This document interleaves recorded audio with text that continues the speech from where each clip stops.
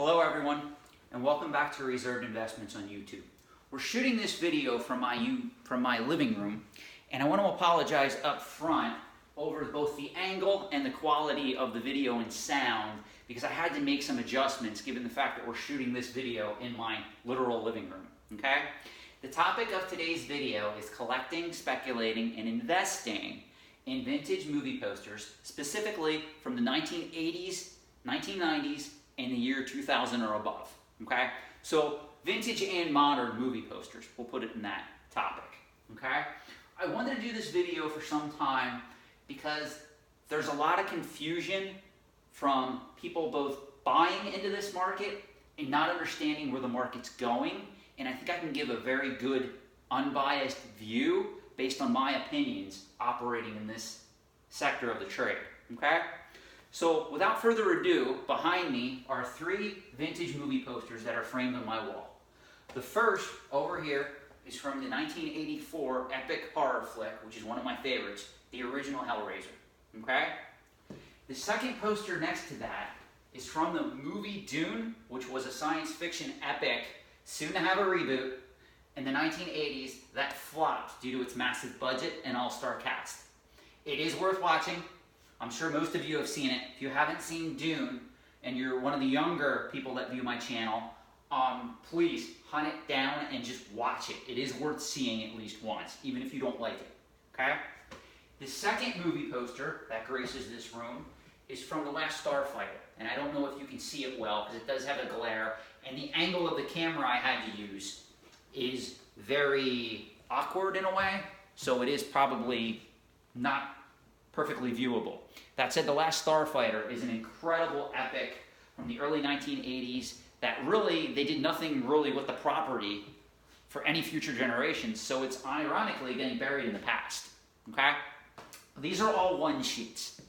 Now for those that aren't aware of the movie poster lingo, a one sheet just refers to a movie poster pretty much that you're used to seeing in any movie theater on displays. They're usually go in sizes from 27 by 40 inches to 27 by 41 inches, okay? It's very important to know the dimensions of the poster you're buying because if you do get it framed, or if you use these frames, which I love, and guess what?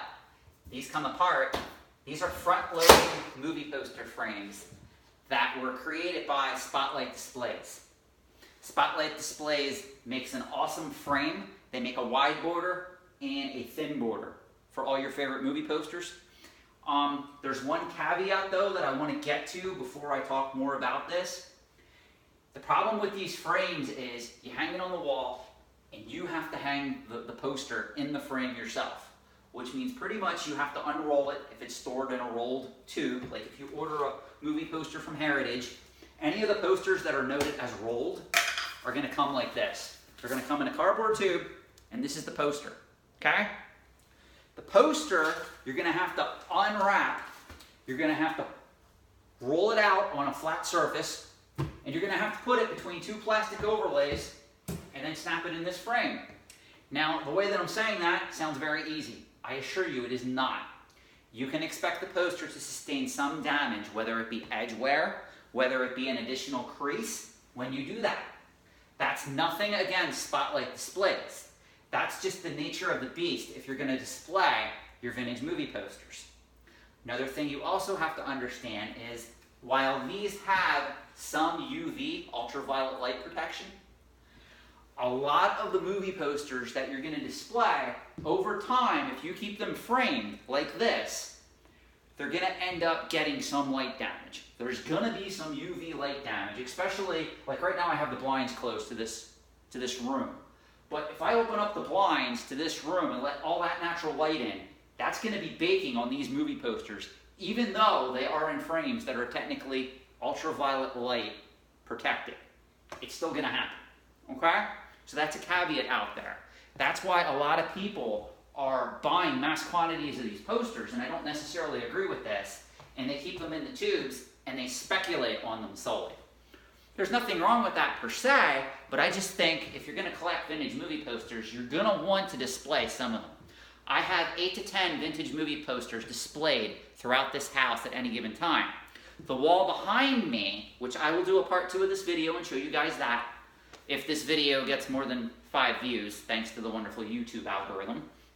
But there's 3 other posters behind me, and they are Saw, from the original movie Saw, Goonies, and Empire Strikes Back. And ironically, the Saw poster is hung up in my dining room because I'm crazy. I like stuff like that. What can I say? That said, though, a lot of people believe that if a third-party grading company like CGC comes in and they start grading these posters from the 80s, 90s, 70s, what have you, to today, prices are going to rise en masse in this hobby. There's already been a lot of price movement. It used to be, and I'll tell you this, you used to be able to get a lot of these posters that I have displayed here for 10, 20, 30, even $40 at any pop culture convention. Even at most auction houses online didn't even really put a lot into them. Then what happened was Heritage Auctions entered the market, and every Sunday night they do a vintage movie poster auction, okay? And a lot of these items have been getting a lot of traction from cross collectors. Like a lot of comic book collectors are now collecting vintage movie posters. A lot of toy collectors are collecting vintage movie posters. So the market has been seeing an uptick. Prices are rising. I'll tell you this right off the bat. Most of these posters that I have in these frame, I think the most expensive one in this lot was the Dune poster, which I think I paid $110 for. Hellraiser was between $80 to $90, and last Starfighter I got at a steal. I sniped that for $65. That said, each of these frames is $100. So when in reality, this poster is about $200 when you factor in the frame, shipping, all that other wonderful stuff. Then you got to put the frame together, you got to hang it on the wall, and you have to have somebody help you frame the poster because these are top-loading frames. So you have to have somebody that, you know, is able to help you guide it between the overlays and then put it up on the wall. And that is easier said than done, okay? So, I also want to bring up, right now, a lot of people are under the assumption that everything from the 80s, 90s, and 2000s is either rare or hard to find because it's in demand. This is completely false. A lot of these movie posters, the reason why I say 80s, 90s, and 2000s, there's a caveat there. A lot of this stuff is quite common. In fact, there's distributors out in the Midwest of the United States that have warehouses full of these posters still, okay? Be very careful when someone says to you that like a 1984 Hellraiser poster is rare. Don't get me wrong, it's uncommon. It was not meant to be a blockbuster hit where they just ran the press constantly to create Hellraiser movie posters, okay? There's a lot less Hellraiser movie posters out there than, say, Return of the Jedi or Empire Strikes Back. Now, a question you're going to ask is, well, then how come the Hellraiser poster isn't as valuable as a Star Wars Empire Strikes Back or Return of the Jedi? And that's very easy, because the Star Wars poster is more in demand than a Hellraiser poster, okay? I'm sure there's people watching this that go, what the hell, Sean? I would not put a Hellraiser poster in the middle of my living room on the wall. You got to be whacked to do that. Well, there it is. One good thing, though, with these frames, I can switch it out anytime. As long as the other poster I'm switching it out with is in the same, has the same width and height, same dimensions, I can easily just pop this open, slap it in the overlay, and just put it up there and change the poster anytime I want. Okay? That said, there are people coming into the market that are starting to bid up prices on some of this stuff from the 80s, 90s, or 2000s. My personal view on that is I would use a lot of caution because, again, this stuff is not rare. It's in demand. It's no different than a lot of the toys from the 80s or 90s.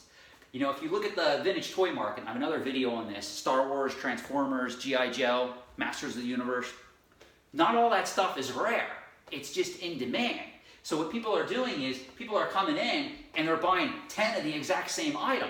Well, okay, you're removing 10 of those items from the marketplace. If another 10 people are doing that, that's 100 of those items that are being removed from the marketplace by just the same 10 people. Does that make sense? So it gives the illusion that the item is rare. What happens is, though, some of those people tire of hoarding or collecting that item. They go to sell it, and now there's 10 more placed back onto the market. Same thing's happening in vintage movie posters, okay? So you have to be careful. Where I see the market is going, and I take a neutral, cautious approach, 80s, 90s, and movie posters made from 2000 on up are collectible, depending on the movie. For instance, if you want an example of a movie poster from the 2000s on up that's collectible, I have the original Saw movie poster. That's sought after by a couple of collectors because it was considered an underrated horror film that just caught on. So they didn't make a lot of posters for that. Another one is the original Dark Knight that features Heath Ledger. That's a sought after poster from Batman the Dark Knight, from the Dark Knight trilogy done by Christopher Nolan. That poster will always have a following. That said, I caution people from putting serious money into this. If you want to put serious money into vintage movie posters, go into the 70s, 60s, 50s, and below, okay? Now that type of stuff, if you buy it, you have to understand you're not going to want to, and again, this is nothing against spotlight displays, but I would not be putting a $1,000 or $2,000 poster in one of these frames that came from a movie like, I'll give you an example, Psycho, or even heck, what am I seeing? The original Friday the 13th, that movie poster is starting to accrue a lot in value, just because there weren't as many posters made for that film, and they're getting very old on the market, and there's not a lot coming to market. So if you want to buy like a original Friday the 13th movie poster, even Nightmare on Elm Street. Nightmare on Elm Street came out around the same time as Hellraiser. The Nightmare on Elm Street poster has a large following though. That poster goes for about $300 to $400 in near mint condition, okay? I'm not saying you shouldn't buy it. I'm just saying I would not put it in this frame because when you frame one of these in these type of frames, you have to understand it's very easy to damage the poster with edge wear. It's very easy to just even nick the poster. You can see, if you look at this closely, you're not going to see it on this camera, especially from how far away I am. There are a little indents on this poster. This is actually a near mint poster. But when I put it in the frame, because of how thin and fragile movie posters are, you can't help but putting indents in it. So if I send this back to Heritage Auctions and they go to list it, I guarantee you they're going to list this as a very fine plus. Okay? This brings me into grading movie posters. There really is no standard grading for movie posters because, unfortunately, no third-party grading company exists, to my knowledge, that is basically unbiased and grades full-size movie posters and encases them in some type of mylar or acrylic backing, okay? So, I do like Heritage because they do tend to grade pretty accurately. I want to say they're sometimes a little bit liberal in their grades. They're not conservative always as much as I would like. That said, you can be rest assured if you're going to buy a movie poster in like 9.0, which is the bare minimum of what I recommend if you're buying posters from the 80s, 90s, and today, which is very fine near mint, much like how comic books are graded. The 9.0 grade is very fine near mint. That would be the bottom tier I would be going after. I do not recommend you collect movie posters from the 80s, 90s, or today in very fine plus or lower grades because of how many are out there. There's a lot of people that got this stuff directly from the theaters in the 80s, 90s, and even today, and even if they were hung up once, chances are it's still a very fine plus poster. So there's a lot out there in that type of condition. So I don't consider them to be primo investments or undervalued or even worth speculating in, okay? So I do caution people in buying posters of that grade. I would go 9.0 and up.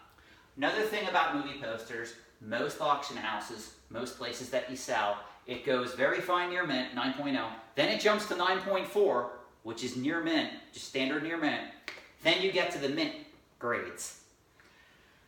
I think that much like comic books, there needs to be more variance. Like I would like to see a 9.2 near mint minus and also a 9.6 near mint plus.